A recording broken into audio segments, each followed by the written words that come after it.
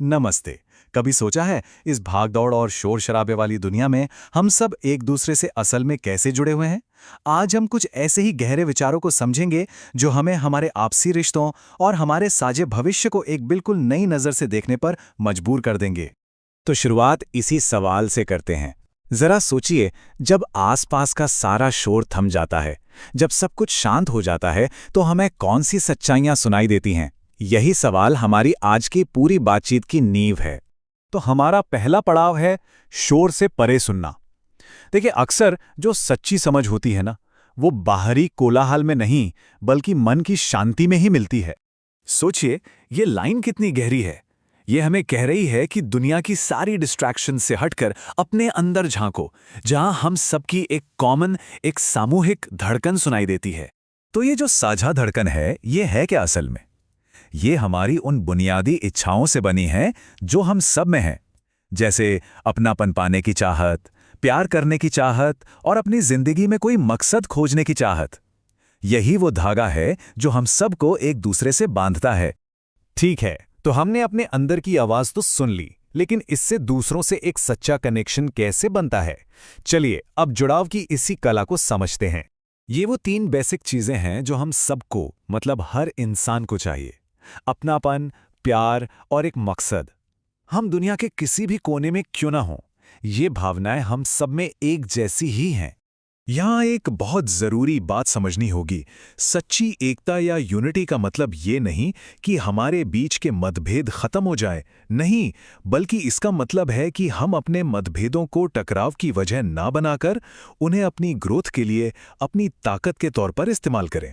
और करुणा यानी कंपैशन, ये सिर्फ एक फीलिंग नहीं है, ये असल में वो पुल है, वो ब्रिज है जो हमारे बीच की हर खाई को भरता है और हमें एक दूसरे से जोड़ता है।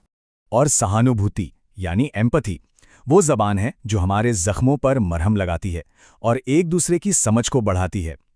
ये एक ऐसी भाषा है जिसे हर दिल समझता है, बिना शब्दों के भी। अब थोड़ा और गहराई में चलते हैं और उन धागों को देखते हैं जो हम सबको एक साथ बुनकर पूरी इंसानियत का एक खूबसूरत ताना बाना तैयार करते हैं। अक्सर हम अपनी कमियों को, अपनी इम्परफेक्शंस को कमजोरी समझते हैं, है ना?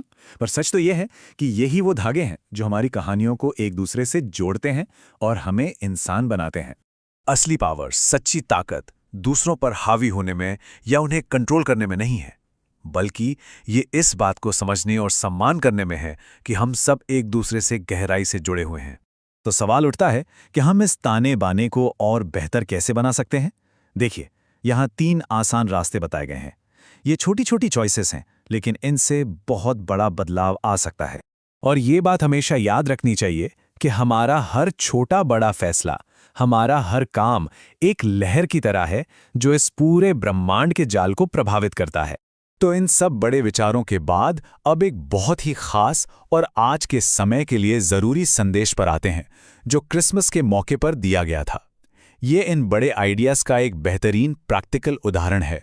ये संदेश हमें उस मुश्किल समय की याद दिलाता है जब दुनिया संघर्षों और अनिश्चितताओं से जूझ रही थी, और ठीक उसी वक्त उम्मीद की ये किरण सामने आई। इस क्रिसमस मैसेज का जो सार है, जो दिल है, वो है बिना शर्त का प्यार। ये हमें दयालु, करुणामय और विनम्र बनने की प्रेरणा देता है। और नए साल में कदम रखने के लिए इससे बेहतर मैसेज क्या हो सकता है कि पुरानी बातों को, मनमुटाव को पीछे छोड़ें, खुले दिल से माफ करें और एक नई फ्रेश शुरुआत करें। और जब भी लगे कि हालात मुश्किल हो रहे हैं, जब अंधेरा घना लगे, तो ये संदेश हमें विश्वास रखने और एक दूसरे का हाथ थामे रहने की याद दिलाता है, क्योंकि हम अकेले नहीं, एक दूसरे के साथ ही तो मजबूत हैं। मतलब एक तरह से ये एक भरोसा है, एक वादा है कि चाहे कितनी भी मुश्किलें क्यों ना आ जाएं, हमें गाइडेंस और सुकून हमेशा मिलेगा।